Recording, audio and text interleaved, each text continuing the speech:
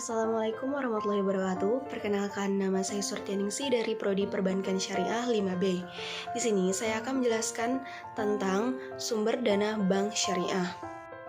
Sumber dana bank syariah diperoleh dengan cara menghimpun dana dari nasabah yang kemudian digunakan untuk menggerakkan seluruh kegiatan perbankan yang berpengaruh pada kegiatan perekonomian.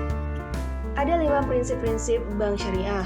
Yang pertama, tidak memberlakukan sistem bunga. Yang kedua, adanya larangan praktik untuk kegiatan yang bersifat spekulatif dan tidak produktif. Yang ketiga, tidak terlibat dengan hal-hal yang bersifat meragukan. Yang keempat, tidak digunakan untuk hal-hal yang merusak dan ilegal. Dan yang kelima, ruang lingkup hanya sebatas pada kegiatan yang dinyatakan halal. Berikutnya, ada sumber-sumber dana bank syariah. Yang pertama, yaitu modal.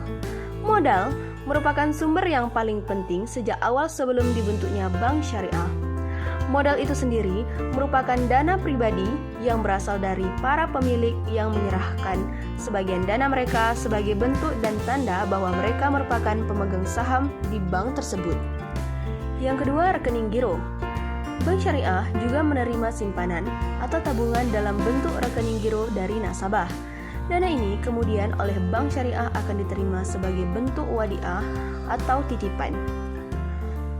Yang ketiga adalah rekening tabungan. Layanan dari bank syariah yang memungkinkan penerima simpanan atau tabungan dalam bentuk rekening tabungan dari nasabah. Penggunaan dana diterima dalam bentuk rekening tabungan dapat digolongkan menjadi 3 jenis kesepakatan. Yang pertama, wadiah atau titipan. Yang kedua, qardh atau pinjaman kebijakan. Dan yang ketiga, mudharabah atau bagi hasil. Yang keempat, ada rekening investasi umum.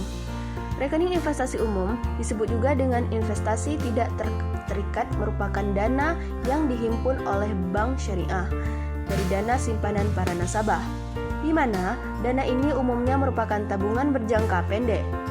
Tujuan penghimpun dana dari rekening investasi umum lebih pada keinginan untuk mendapatkan keuntungan yang lebih daripada hanya sekedar mengamankan tabungan.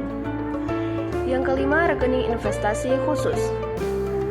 Rekening investasi khusus atau istilah lainnya adalah investasi terikat, merupakan penghimpun simpanan tabungan dari nasabah yang diperuntukkan untuk menadai sebuah proyek yang dikelola oleh bank syariah.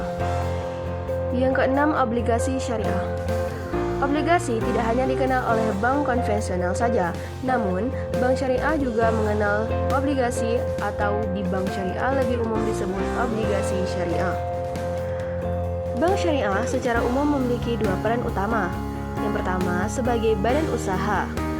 Fungsi bank syariah sebagai badan usaha meliputi beberapa fungsi, yaitu sebagai manajer investasi yang menarik dana dari para nasabah dan investor.